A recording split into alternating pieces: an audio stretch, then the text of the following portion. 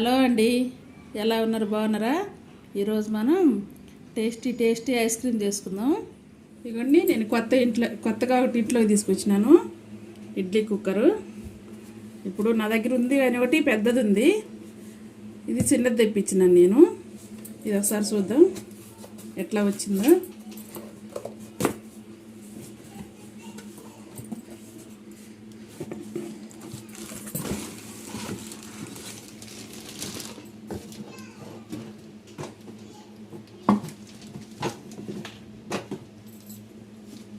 ఇదిగోండి, గ్లాస్ మూత వచ్చేసింది.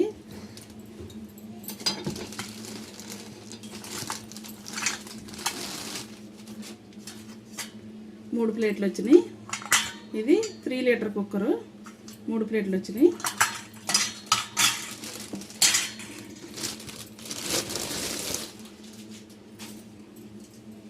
చాలా బాగుందండి ఇది.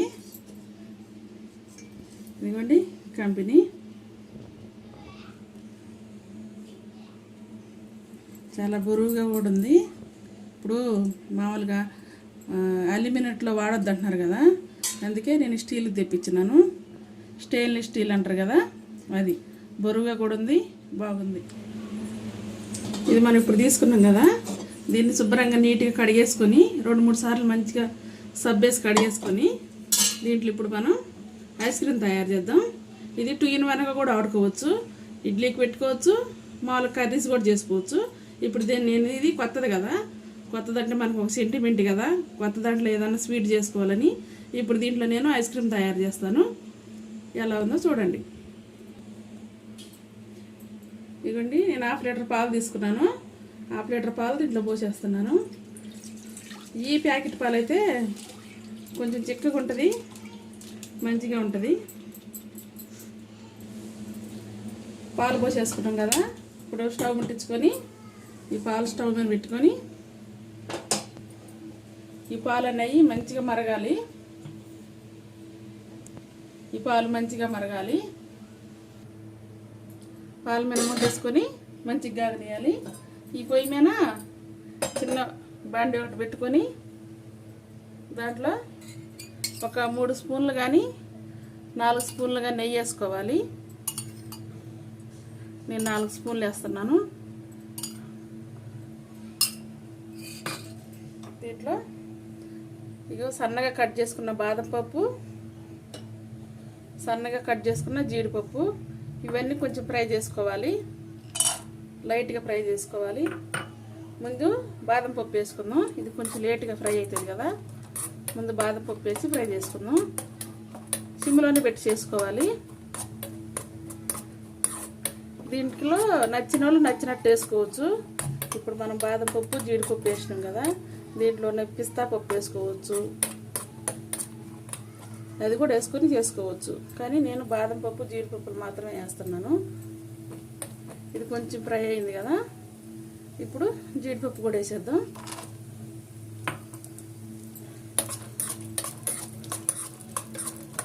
కొంచెం లైట్ బ్రౌన్ కలర్ వచ్చిన దాకా వీటిని ఫ్రై చేసుకుందాం. సిమ్లోనే పెట్టి ఫ్రై చేసుకోవాలి, లేదంటే మాడిపోతే బాగుండు.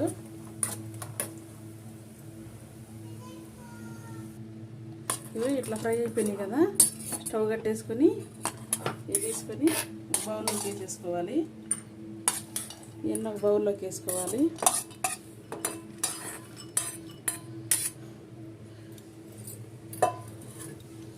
ఇవి పక్కన పెట్టేసుకుందాం. పాలు కూడా పొంగి వచ్చినాయి, ఇగో బాగా మరుగుతున్నాయి కదా. ఇప్పుడు ఇంకో గిన్నెలోకి ఒక 1/2 కప్పు పాలు తీసుకోవాలి. 1/2 కప్పు పాలు తీసుకొని ఇది కస్టర్డ్ పౌడర్ ఉంది కదా, కస్టర్డ్ పౌడర్ని 2.5 స్పూన్ వేసుకొని కలుపుకోవాలి, మంచిగా ఉండలు లేకుండా కలుపుకోవాలి. ఇదిగోండి, 1 స్పూను, 2 స్పూన్లు, ఒక 1/2 స్పూను, 2.5 స్పూన్ వేసినాం కదా. ఇప్పుడు దీన్ని మంచిగా ఉండలు లేకుండా కలుపుకోవాలి, గడ్డలు కట్టద్దు, గడ్డలు లేకుండా మొత్తం కలిపేసుకోవాలి మంచిగా. ఇదిగోండి, మంచిగా ఇట్లా ఉండలు లేకుండా కలుపుకోవాలి. చూడండి, ఒక్క గడ్డ కూడా లేదు. దీన్ని ఇప్పుడు మనం మంచిగా మరిగిన పాలల్లో పోసేసుకున్నాం.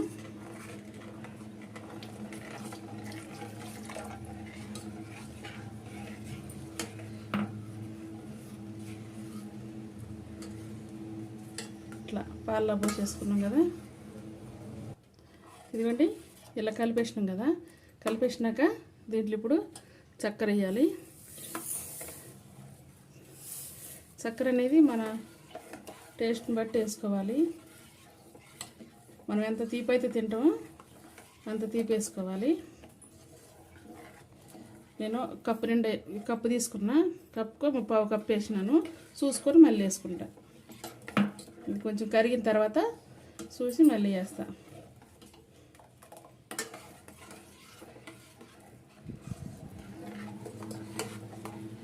ఇది ఇట్లానే గడ్డలు కట్టకుండా తిప్పుతూ ఉండాలండి, లేదంటే గడ్డలు కట్టేస్తుంది.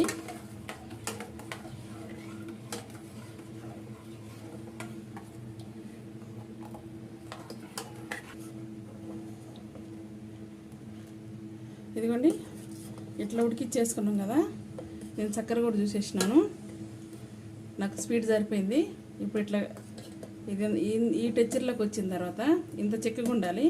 ఇంత చిక్కకుండా తర్వాత స్టవ్ బంద్ చేసుకోవాలి.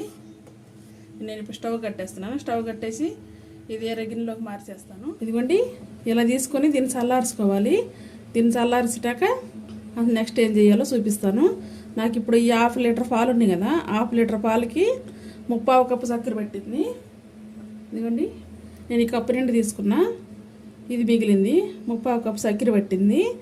నాకు స్వీట్ సరిపోయింది. ఇప్పుడు దీంట్లోకి కొంచెం స్వీట్ ఎక్కువగానే ఉండేటట్టు వేసుకోండి, ఎందుకంటే ఐస్ క్రీమ్ తయారయ్యేసరికి కొంచెం చప్పదనం వచ్చేస్తుంది. అందుకే కొంచెం స్వీట్ ఎక్కువగా ఉండేటట్టు చూసుకోవాలి. నాకు 3/4 కప్పు చక్కెర పట్టింది 1/2 లీటర్కి. ఇది చల్లారిన తర్వాత మళ్ళీ ఇదిగోండి, చల్లగైన తర్వాత ఇట్లా మిక్సీ పట్టుకోవాలి. మిక్సీ 2 తిప్పులు తిప్పాలి. ఇట్లా క్రీమీగా ఉండాలి. ఎక్కువ పట్టారనుకోండి మళ్ళీ పాసగా అయిపోతుంది. ఇదే టెక్చర్లో ఉండాలి, ఇంతే చిక్కగా ఉండాలి. ఇప్పుడు దీన్ని ఒక గిన్నెలోకి పోసేసుకుందాం.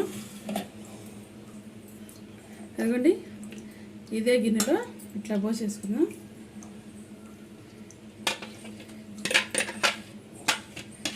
మొత్తం ఇలాగ పోసేసుకున్నాం కదా. ఇప్పుడు దీంట్లో మనం ముందుగా ఫ్రై చేసి పెట్టుకున్నాం కదా జీడిపప్పు, బాదం పప్పు, ఇవి కొన్ని వేసేద్దాం. ఇవి అక్కడక్కడ తగులుతుంటే మంచిగా అనిపిస్తుంది. ఇలా ఫ్రై చేసుకుని వేసుకుంటేనే బాగా టేస్టీగా ఉంటుందండి. ఇలా వేసుకున్నాం కదా. ఇప్పుడు కొన్ని ఇలా వేసేసుకున్నాం కదా. ఇప్పుడు కొన్ని ఇట్లా పైన జల్లేసుకుందాం. ఇట్లా వీటిని మంచిగా ఫ్రై చేసుకొని వేసుకుంటేనే బాగుంటుందండి. ఇట్లా పచ్చిగా వేసుకుంటే ఇవి బాగుండవు. ఫ్రై చేయకుండా అట్లనే వేసేసి డైరెక్ట్గా అవి బాగుండవు. ఇట్లా ఫ్రై చేసుకుని వేసుకుంటేనే టేస్ట్గా ఉంటుంది. ఇట్లా వేసుకున్నాం కదా.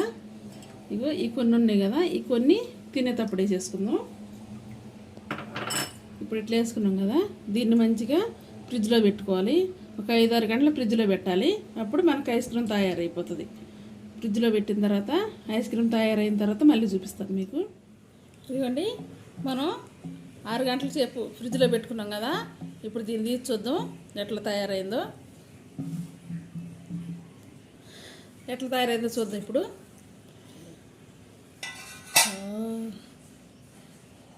చూడండి మన ఐస్ క్రీమ్ ఎట్లా తయారైపోయిందో. ఇప్పుడు దీన్ని గిన్నెలోకి తీసేసుకుందాం. చూడండి ఎట్లా ఉందో, మంచిగా రెడీ అయిపోయింది ఐస్ క్రీమ్ అనేది.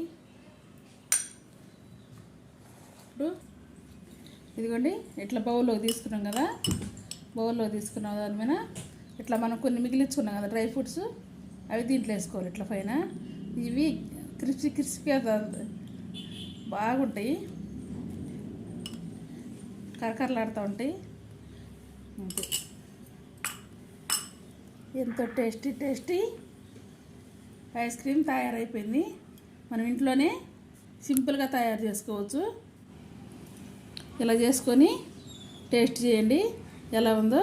మీకు కనుక నచ్చితే లైక్ చేయండి, షేర్ చేయండి, సబ్స్క్రైబ్ చేసుకోండి. In the kitchen. Thanks for watching.